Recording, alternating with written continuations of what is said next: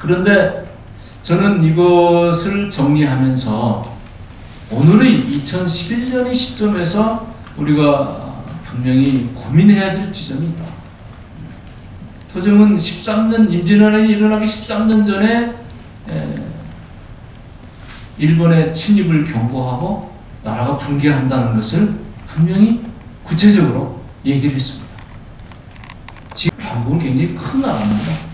땅덩어리는 적지만 경제 규모는 큰 나라지. 이미 수출 수입의 규모가 1조 달러니까요. 그렇지만 우리 사회 내부를 들여다보면 정말 심각한 문제가 계속 봉고 썩고 있습니다. 저축은행 비리 문제는 어제 오늘 나온 얘기가 아닙니다. 금감원 비리에 대해서도 어제 오늘 나온 얘기가 아닙니다. 그게 저축은행 문제만이었을까요? 기름값이 문제가 많다는 거 누구나 다 잘 알고 있습니다. 대통령까지 기름값이 묘하다고 직접 지시해서 청와대 안에 TF까지 구성해서 대책을 세우라고 얘기하는데도 그 결론이 뭡니까? 그럼 정유회사의 이권을 보호하는 것을 끝났습니다. 통신요금이 한 집에 40~50만 원씩 쏟아지고 있기 때문에 이 문제를 빨리 해결해야 된다는 얘기가 나왔지 정말 오래됐습니다. 근데 정부의 통신위원회는 움직이지 않습니다. 정기국회 열릴 때쯤만 되면 그때 통신요금 인하하는 여론이 올라가기 때문에 그때쯤 뭐 결합요금제다, 노인들에게 별도의 뭘 해주겠다, 뭐가 인하한다, 어수선을 핍니다. 그래서 마치 요금이 인하되는 것처럼 보이는데 얼마 지나고 나면 하나도 변한 게 없어요. 철저하게 통신회사의 기득권을 보장해주고 있는 거죠. 이렇게 상층부가 나라가 처해 있는 이 현실에 대해서 정확히 인식하지 못한 채 자기들만의 그러한 철옹성을 쌓고 기득권을 확보해서 만들어 나가는 이게 지금 대한민국의 현실이라는 겁니다. 이러다 보니까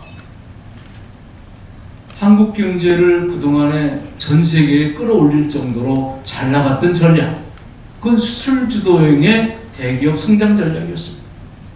그런 정책을 썼기 때문에 우리가 이만큼 수출도 할 수 있었고 경제 성장도 달성했습니다. 그러나 IMF가 들어오면서 10년 기간이 지나면서 과거의 그러한 성장 모델은 이제 더 이상 실효가 없다. 몇몇 대기업만 덩치가 커지고 그들은 행복해지고 있는데 대다수 국민들은 특히 중소기업들이 길이 없어서 매일 문을 닫고 있다. 내수시장에 있는 많은 자영업, 영세, 가게 이런 것들이 매일매일 문을 닫고 있다. 내수가 침체되어 있다. 이 소리 나온 지가 벌써 얼마입니까? 10년이 넘었습니다.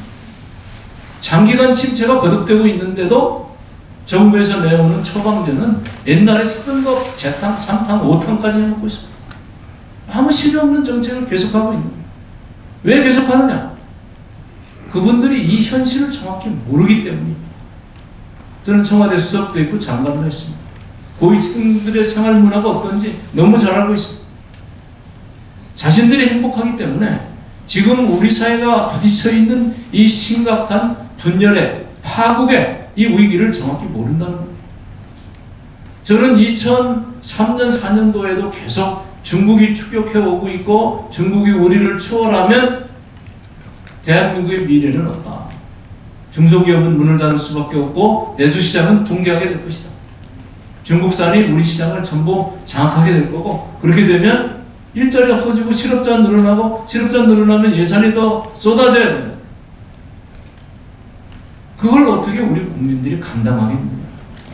그러니 빨리 중국이 따라오기 전에 대책을 세워서 부품 소재 산업이나 바이오 산업이나 친환경 산업이나 이런 부분을 빨리 키워서 먹고 살 길을 열어가야 된다. 그래야 대기업 중심의 이 구조를 바꿔서 중소기업이 튼튼해지고 빈부격차를 완화시켜서 사회적 갈등과 대립을 중화시켜서 갈 수 있다. 이렇게 주장을 했습니다.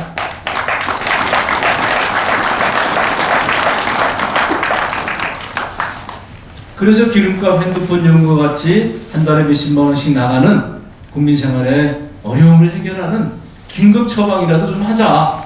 이래서 전국을 다니면서 호소하고 얘기를 했습니다. 과거 정권들, 제가 잘 아시는 분들이죠. 꼼짝달싹 안 했습니다. 자기들이 행복하니까 기름값 자기 돈으로 안 내지요. 장관님들 자기 돈으로 안 냅니다. 국회의원님들도 자기 돈 안 내시죠?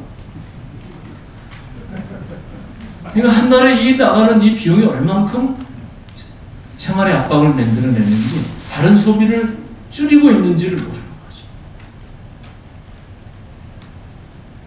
그래서 이제는 더 이상 이런 방식으로 문제 해결이 안 되겠다고 저는 생각합니다.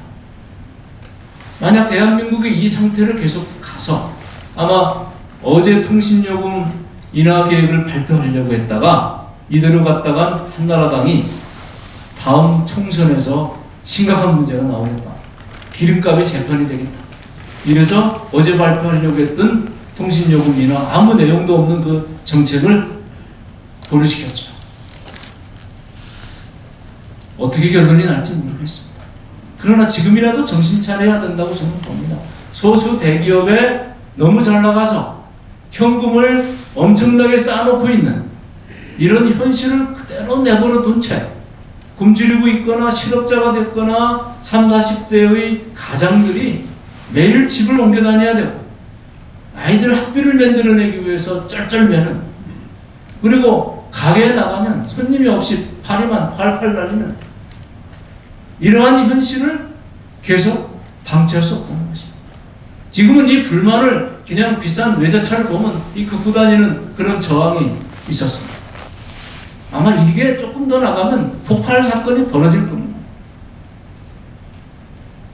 그럴 정도로 사회의 양극화와 빈부격차가 심각해지고, 그리고 우리의 중소기업들이 매일 문을 닫는 이런 현실에 있는데도 이 나라의 지도층들이, 언론들이 이 문제에 대해서 진지한 고민을 하고 있지 않다는 것입니다.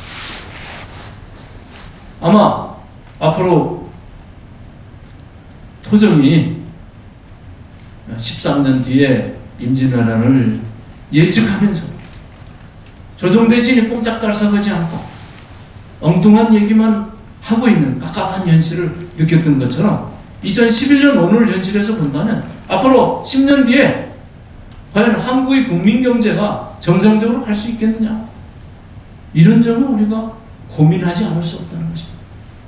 그렇기 때문에 이제 우리 사회에 새로운 변화의 물결이 반드시 필요합니다. 그렇게 되기 위해서는 우리 사회의 지도층이 변화해야 합니다.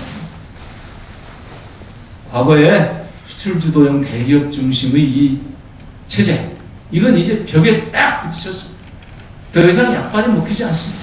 아무리 정부 정책이 말 바꾸고 새로운 홍보 논리를 개발해서 이러저러한 거 하는 것처럼 얘기하지만, 계속 대기업은 돈을 축적하고 중소기업은 무너지고 국내의 어려운 사람들은 더 어려워지고 있습니다. 이것은 바로 기존의 정책을 답습하게 되는 것입니다. 그러니까 이제 이런 정책을 전면적으로 개편하라고 요구해야 한다는 것입니다. 그렇지 않으면 대기업도 힘들어지게 되어 있습니다. 물론 외국에 나가서 장사를 하기 때문에 대기업들은 미국에서 자유롭게 장사하도록 내버려 두는 게 저는 필요합니다. 자꾸 세계시장을 향해서 경쟁하는 기업들한테 멱살 잡아가지고 왜 니들 공장 안 짓냐, 이 소리 할 필요 없습니다. 해야 할 이유가 없어요. 왜냐하면 여기에 공장을 지을 이유가 없거든요. 전 세계 공장을 지금 세계시장에 나가서 팔면 되는 겁니다. 문제는 정부가 자꾸 그렇게 하는 것처럼 시호를 할 게 아니라 정말 중소기업에게 필요한 자금과 기술을 제대로 끌어올릴 수 있는 정부의 종합적 정책이 있어야 한다는 겁니다. 그러면 일자리가 늘어나고 중소기업이 활성이 생기고, 그게 활성화되면 내수시장은 자연적으로 돈이 돌아가는 겁니다. 옛날에는 윗목, 아랫목 이래서 윗목이 먼저 따뜻하거나 아랫목이 따뜻하면 나중에 윗목이 따뜻해진다, 이렇게 얘기했습니다. 그러나 이제는 윗목, 아랫목의 경계선이 딱 쳐져 있습니다. 절대 아랫목이 따뜻해진다고 윗목 따뜻해지지 않는 경제입니다. 그 벽이 이미 쫙 쳐져 있는 줄도 모르고 자꾸 기다려라. 조금만 지나면 우리가 잘 된다. 이렇게 얘기하거든. 그러면서 맨날 헛발질만 합니다. 지금 FTA를 포함해서 여러 가지 정책들이 추진되고 있지만 저는 장기적으로 볼 때 필요한 정책이라고 생각합니다. 그러나 그걸 하기 위해서는 지금 농촌사회에 대한 확실한 구체적 방안이 있어야 합니다. 그런데 정치권에서 논의하는 것은 몇 조의 돈을 지원해준다. 이거밖에 없습니다. 지난 6월 이후로 지금 10몇 년 동안에 농촌사회에 얼마나 많은 돈이 쏟아졌는지 몰라요. 그런데 농촌이 변화된 게 있습니까? 농민들에게 희망이 생겼나요? 생긴 거 하나도 없습니다. 엉뚱한 데 돈이 나가고 있습니다. 지금도 올해 3조의 돈이 또 쏟아집니다. 그런데 그 돈이 과연 농촌에게 필요한 희망을 만들어내는 돈으로 가고 있나요? 아닙니다. 농식품부도요, 자기네 수십 개의 과가 농업보조금 3조 돈을 집행하고 있다 보니까 어느 돈이 어디서 나가고 있는지 몰라요. 그게 농식품부만 그럴까요? 정부 모든 부처가 다 똑같습니다. 그래서 저는 이런 문제는 이제 부분적으로 조금 고쳐서 해결할 문제가 아닙니다. 이제 판을 완전히 뒤집어 엎든가 아니면 벽에 딱 부딪혀 있기 때문에 쾌도 남마로 잘라내는 수밖에 없다고 생각합니다. 그렇지 않다면 현재의 이 어려운 난국을 헤쳐나갈 길이 없을 것이다. 저는 그렇게 보고 있습니다.